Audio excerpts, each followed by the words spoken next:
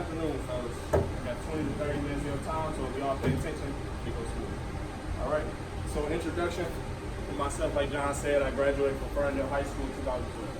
I was an all-state basketball player. I went on to get full ride and Division II scholarship. I don't owe any money to school.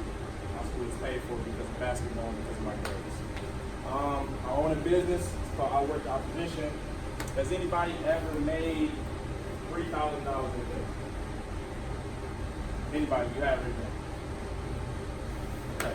When I was y'all age, I had either. But I grew into something that I love, and I made up something that I love, and I've made thousands of dollars in a day with my brand. Just selling t-shirts, selling hats, selling shorts, selling wristbands, whatever. Okay? So basketball isn't the only way to success. It helped me out a lot, but obviously I'm not in the NBA right now, so I had to figure something else out to maintain and continue to move forward. All right? So I'm gonna be open with y'all. I'm gonna be honest with y'all. I need y'all to pay attention. I got some wristbands for people that's gonna answer some questions, and I'm gonna just help try to move y'all along forward in y'all path and just make it easier. Because I wish I had somebody like me to talk to somebody like y'all when I was young. All right? So the first thing I want to talk about is adversity. What's the definition of adversity? Raise your hand. Don't all speak at once. Definition of adversity. Come on now. Y'all in high school, y'all gotta know what that means. What's the definition? Okay, what's the definition? What's your name, bro? Kevin. Nice to meet you. What's the definition of adversity? A difficult situation, difficult times. Obstacles in your life. What's your name, bro? Amari. Any one more. Definition of adversity to you. Don't have to be the Webster definition. Just one. What is adversity to you? One more person. All right, maybe this is Kevin, right? There you go. Oh, my bad, bro. Amari. Can I get one more person for a definition of adversity? Dang, that's tough. Can anybody give me an example? Oh, you got a definition? Someone or something that's going against you. That's good, bro. What's your name? David. Okay. Adversity, to me, is something that you go through or something that you come up against that's trying to stop you from where you are trying to go. I'm here to tell you that adversity is inevitable. You're all going to face some type of adversity in life. It's just about how you react to it. You know what I mean? Has anybody ever been through adversity in here? Anybody ever been through adversity from the person, from the situation, from the coach, from the teacher, anything? Okay. For sure. Can you give me an example of adversity that you've been through? I've been through it.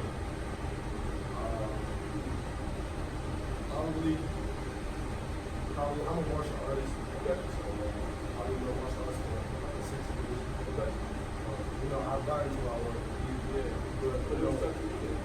Right. But back when I was like lower in my ranking, it was kind of, not only people, about me and things like that, but also, you see other things that, that go on outside on the map. Right. I mean, you know what I'm saying? You got to second out on the right. But you got to do it. You got to be able to overcome that. Thank you, man. What's your name? Yay. Nice to meet you. Okay, so thank you for everybody that participated. My example of adversity in my life is as follows. Adversity is a huge part of my life, whether it was teachers, whether it was a rough neighborhood. I grew up on 7 Mile and Meyer for the first 10 or 12 years of my life, so I came from the hood.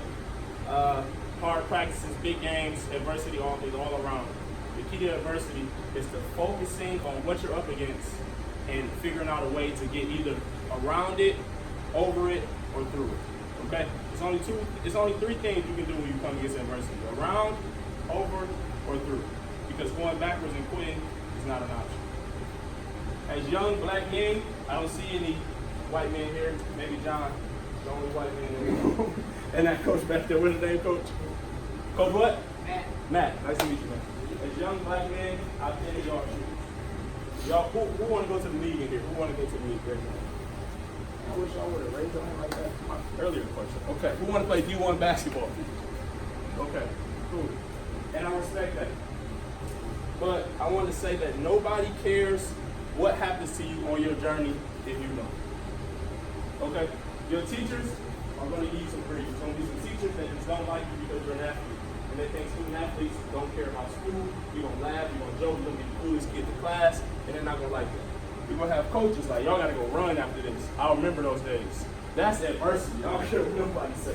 Running for an hour straight is adversity. I ran outside for 3, 4, 5 miles at a time. I ran 20, 25 suicides at a time. So I know what y'all going through. But y'all have to be able to stand up to adversity, look it in the face, and say, you're not going to do it. Because nobody cares. How many people do y'all know that's not doing nothing with their life? That's 20, 25, 30. That's not doing nothing with their life. And nobody's like, come on, bro, get it together. Come on, bro, get your act right. Come on. Nobody's just going to do that, bro. So you have to be the person that cares the most about your success. And on the road to success, you're going to face a ton of adversity. All right? Point 1. What was point 1? Adversity. Okay. Point 2. Going the extra mile is going to separate you from the pack. Does anybody know what going the extra mile means? Dude, what's your name, bro? Jared. Doing more. Doing extra. Right. Absolutely. There you go, bro. Come on, man. How tall are you? Come on, bro. If somebody drop it off, you gotta catch that. Finish that, all right? Going the extra mile. Going the extra mile in life is what's going to separate you from being average, being good, and from being great.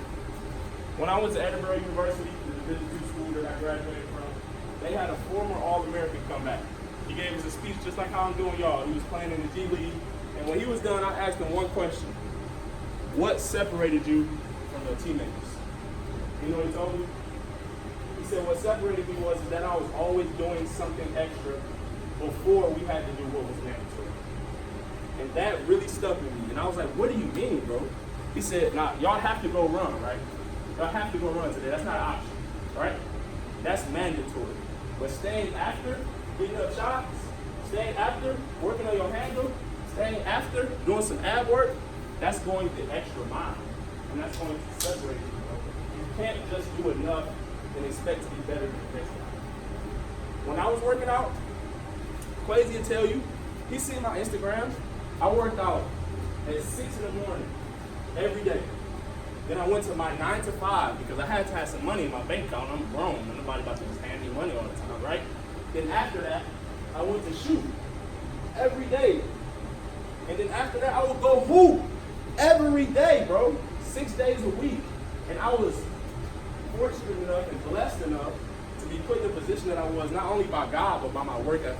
My girlfriend will tell you, I used to wake her up at 6, like, it's time to go. On Saturday morning, she's like, you know, she don't want to get up. It's not her dream. But if you want to be a part of my life and you want to be someone that I love and someone that I move forward with, you got to take it serious. Right? And if someone is in your circle that's not taking your dreams as serious as you do, and that's not understanding what path that you're on, you can't see it, and turn you from that path, you need to get rid of it. Okay?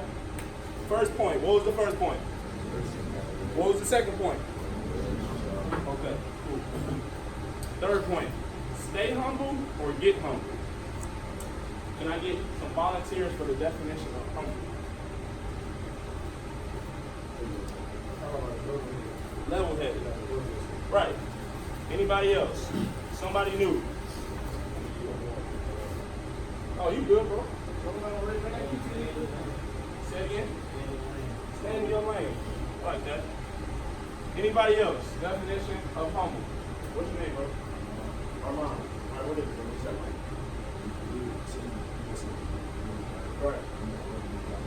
Right. Like those people that give a homeless person $1 and put it on Instagram. Like, I hate that. Like, it's $1. You gave him $100, okay, put it on Instagram. But $1, I don't agree with that. Okay? Now, who in here can raise their hand and say that they're humble? Do you think you're a humble person?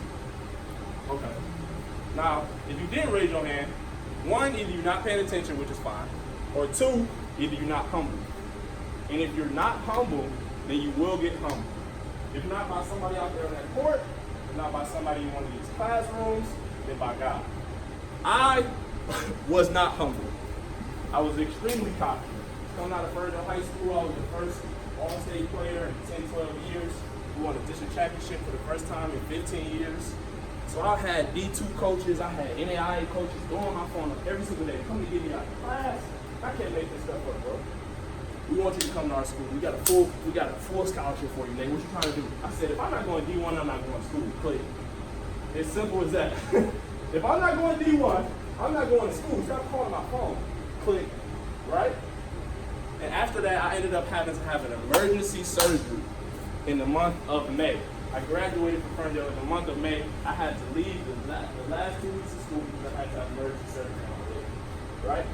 And after that surgery, I'm calling the coach like, you still got scholarship? Click. You still got that scholarship? Click. I heard you had surgery, man. How you doing? I'm doing good. Can you come get work on it for not for another month? Click. And that wasn't nobody but God humbling me, showing me that I was not as good as I thought I was. Okay? So I ended up at South Suburban College. Does anybody know where that is? It's in South Holland, Illinois. 25 miles outside of Chicago, a small school. We had 2 buildings at the school. We had the gym and we had the classroom. That was it, right? It was the highest crime rate other than Chicago in the state of Illinois. Every night, y'all hear about Chicago, right? How crazy it is, how people get killed. I got friends in Chicago, how people get murdered all the time. I was in that. And I was coming from Ferndale, St. area, Southfield. I wasn't ready for that. I was rolling out of my bed every night because I was ducking gunshots. There was a double homicide around the corner from the crib that I stayed in 2 weeks before I transferred. And I put myself in that situation because I was cocky and because I thought I was better than what I was. You can hoop, bro. I always told you that ever since I met you, right? I always told you you had talent. But no matter how much talent he has, he's not going to get as far as God can take him if he don't stay humble. I can't stress enough that you need to stay humble, you need to stay focused, you need to just do what you do and let other people praise you. Don't praise them. Now I'm not saying don't be confident because I'm a confident son of a gun. I'm not cocky anymore, but I am confident. When John said he's gonna have some more speakers come in here, I'm like, okay, I gotta do the best one. Because I'm confident and I know how much work I put into my craft. Just like I used to hoop, I put work into my speaking. Like this is on my laptop. I was typing this up last night, 1 in the morning, she's asleep. I'm typing this up trying to perfect it so I can affect y'all live in the following way. Okay? That was point 3. What was point 1? What was point 2? And what was point 3? Stay humble or get humble. That one was a little confusing, so we okay. Point 4. Be patient. How many of y'all in here want something, just want anything? Raise your hand. What do you want? Oh, okay. Let's start over there. We're not gonna ask what you want. Let's start back there. What's your name, bro? Dory? Corey, my bad. I was watching Finding Nemo. Don't worry about it. What was your name? Corey. Okay. So what do you want? You want a lot. Give me 2 or 3 things that you want. Big house. Huh? Big house, a nice car, right? And what else? One more thing. A lot of money. Okay, I respect that. Can I get a few more people? We got a bunch of hands raised. Who else? What you want? What you want? Somebody having some. I just had 15 hands up. Who just raised your hand? Armand, you already spoke. You know what it is. I feel like I see you. Okay. Quran, what do you want? Let's start. To where? D1. I respect that. Here you go, bro. One more person that hasn't spoke yet. What do you want? Anything in life. What do you want? One more person that hasn't spoken yet. I don't want to kick somebody out, but I will. What do you want? What's your name, bro? Victor. What's your name? What do you want?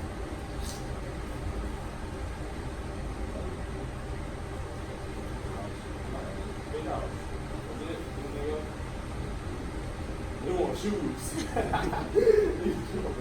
I love shoes, so I can respect that.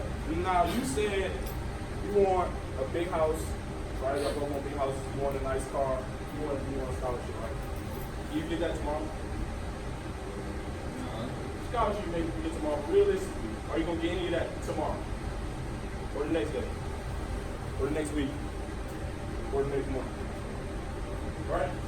So life is about being patient and enjoying the process. Now, like Coach was just up there saying, y'all want to win another district championship. Y'all are famous for winning district championships and losing in the region. Right? I'm tired of that. I come to regional games and I see y'all lose, and I'm tired of watching it, honestly. Right? But regionals aren't tomorrow. Right? So all of this, leading all the way up to the districts, leading all the way up to the regionals, you have to be patient. And you have to wait for your time to shine, and you have to enjoy the process. Now, Quasi, if I told you I need you to go downstairs after this speech and run with a smile on your face, what do you tell me? You got it. Like, you guarantee that you have a smile on your face every step that you ran. You can't, right? Because the process is not always fun. But you have to learn to enjoy it. Muhammad Ali said, I hated every second of training, but I have to teach myself to love it. Because I understood that if I love training, that's how I was become a champion. I feel like I've seen you before. What's your name? Larry. What grade you in? So you've been in the districts and lost the region, right? How does that make you feel? I lost the region with my senior year. It crushed me. But I'm being realistic. This is real life. You won a district championship and then got kicked out of the region, right? Right? How does that make you feel? Make you feel sad? How does it make you feel? Anything else? Hungry, excited for another opportunity, right? You guys have your life in front of you. How old are y'all? 15, 16, 17? I would give anything to get back to 15, 16, 17. I'll be 25 in November. But I wasn't always patient, and I wasn't always understanding of what I had in front of me. I wanted to rush everything, right? So I just wanted to stress that point of being patient. All right. That was point 4. I don't expect y'all to continue to remember all these points, but I'm going to help y'all out. What was point 1? What was point 2? What was point 3? Humble, get humble. And what was point 4? Be patient. Okay. Now we get into some of the stuff that John asked me to speak y'all about. That was my stuff. Now I'm going to give y'all a little bit of what John asked me to speak y'all about. You said you wanted to go D1, right? Everybody here want to play college basketball, right? Good. You want to play college basketball. Now, how do you get there? Huh? Hard work. I need y'all to understand that it's not just one level of college basketball. The percentage, I'm not saying it's not going to happen. I'm not quoting on that. The percentage of somebody going to the NBA in this room is very slim. Very slim. I know some NBA players. I know James Young. I know K. Felder. It's like my brother. I know Edmund Sumner for the Indiana Pacers. I know those guys, right? That's 3 friends. I got thousands of friends, right? But it is more opportunities to get to the professional level than just the NBA. Now I have 10s, 20s, 30s friends playing overseas making great money that did not go to a Division I college, okay? Like I said, when I was coming out of high school, I could have sworn it was, you want NCAA school, I'm not coming, click. I could have sworn that was the only opportunity for me to get what I want. For me to get paid to do. That's not it. You got JUCOs that aren't the best situation, but I went to OCC, it's the number 5 JUCO team in the country with all conference and ended up with 7 to 10 offers. Right? I went to Edinburgh University. I played NCAA D2. And I came out of that, and I had a couple opportunities to go to some camps and play overseas. My best friend, Damon Moses, plays at Saginaw Valley University. He's in Australia right now making almost 6 figures. That's a Division II school. So I just want y'all to keep your options open. Understand that college basketball is not just Division I or bust. Strive for that. See Division I and make that your point. Make that what you want to get to. But if it does not happen, do not turn down a free education, bro. Do not turn down a half scholarship. Do not turn down a quarter scholarship. Because there's people out here with $200,000 worth of student loans. And they come out of college and get $50,000 a year job. Do that math. If you paid every dollar back from your $50,000 a year job to $200,000 a year student loans, how long does it take? 4 years. And realistically, you can't give somebody all of your income. You gotta have a car, you gotta have a house, you gotta eat, you gotta buy shoes, right? So say I gave you $10,000 a year. How long would that take me if I got $200,000 students? How long? Huh? 20 years. But that's not including interest. So if I put a 10% interest rate on your $200,000 a year student loan, how long are you paying me $10,000 a year? For the rest of your life. It's a trap, bro. It's a trap. People want to play D1 so bad. Oh, go walk on at this D1. Sit on the bench and clap real hard. But I'm D1 though. I'm paying for everything. But I'm D1 though. Right? I ain't played a millisecond. But I'm D1 though. Right?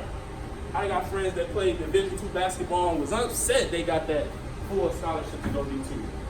But they don't pay a dime back for school. And I bet you they're a lot happier than the person that set the bench because they wanted to walk on at the D1. Right? Okay.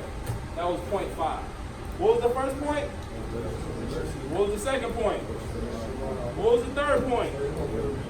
What was the fourth point? And what was my last point I just spoke on? College basketball. All right.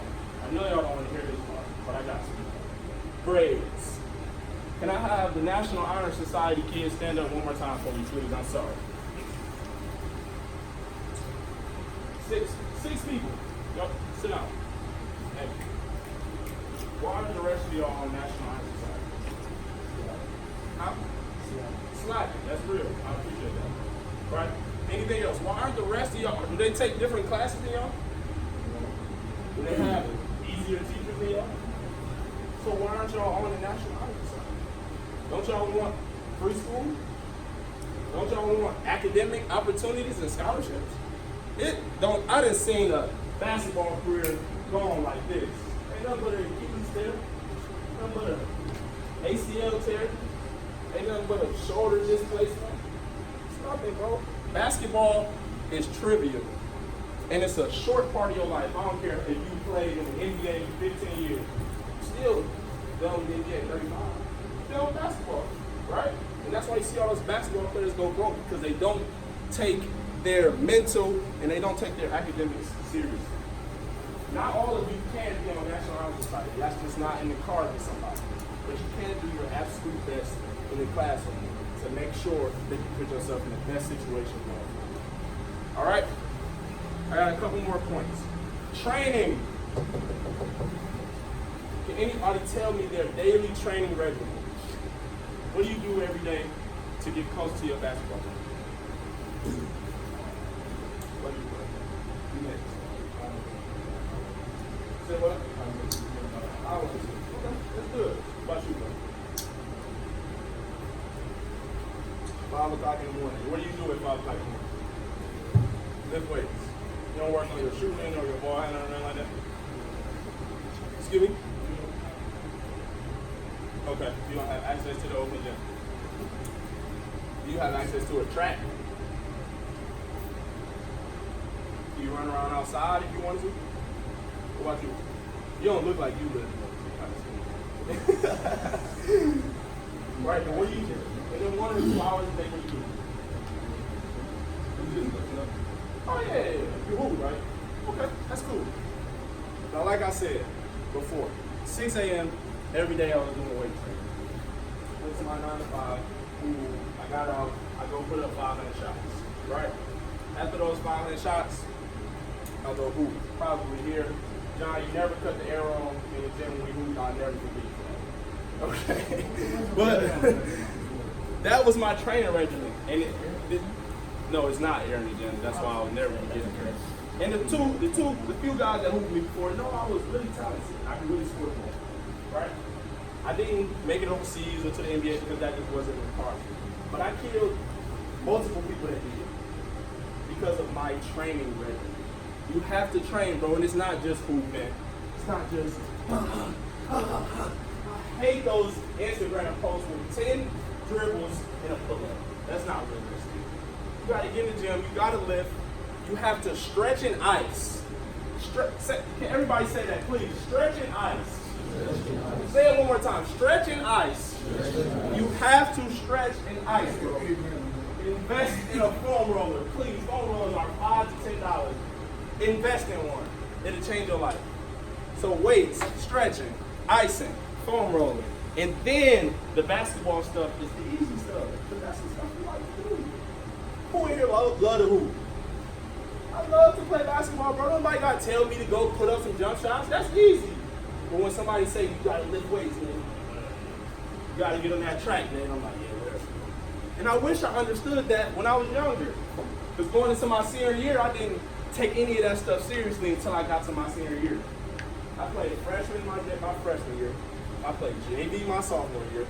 I set the bench on varsity my junior year. And then I was all-state my senior year.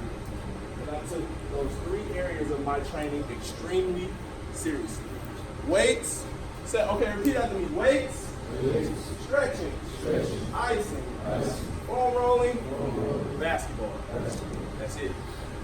All right. A couple more points and I'll be done. I know y'all attention span ain't all that good mind now. All right, the last thing. Second to last thing. Your diet. All right. Your diet. Can anybody tell me what they ate for dinner last night? What you eat for dinner? Meat. Yeah. Pizza. Pizza. What kind of pizza? Some pizza that we have. And mushroom. And mushroom. What about you? Rice. Some what? Rice. For what? Rice. Yeah. Right. Okay. Anybody else? Did you raise your hand, bro? Huh? What? Ooh, checkers and what? Say it again. Checkers and valleys. Woo! Okay, one more person. What did you eat last night? Guys together. I got you. Oh, you threw my train of thought off. Diet. I know you guys don't have money to buy meal preps, or you might not be able to cook and make your own meals. But it is important that you eat the best that you can. If you're gonna eat some pizza, bro, drink water with it, please. If you're gonna snack, don't eat hot Cheetos, bro. Eat some strawberries, some pineapples. That stuff is tasty and it's healthy for you. And y'all might think that all that works out right now. When you hit 18, 19, 20, and you start getting your grown man body, all that BS that you're eating is going to change your game. It's going to change how you look. It's going to change how you recover. It's going to change everything. So it's better to start taking it seriously right now. And my last thing, I don't even have to look at my laptop for this. Who in here believe in God? That's good. Who in here reads their Bible 3 times a week? Ooh, that number dropped quick, right? Okay, so let me tell y'all this. I don't owe a dime to school. Got a full ride scholarship. I got a lovely family that takes care of me and that supports me whatever I need. Got a lovely girlfriend. I got a great job. I'm a car salesman. I had an opportunity to make anywhere from $80,000 to $100,000 selling cars. Right? I get to speak to you guys. I get to speak to colleges. I get to speak at churches. Right? And all of that would not be possible without my foundation in God. It's a lot of people that say they know God, they claim to love God, but don't live like it.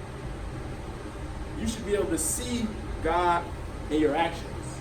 People should be able to see God in you. Like, you can see that I'm speaking to you. And I'm trying to give you positivity. I'm trying to motivate you and inspire you, because that's an act of God. That's in the Bible. I didn't know that at y'all age. And I wasn't who I am today by any means at y'all age.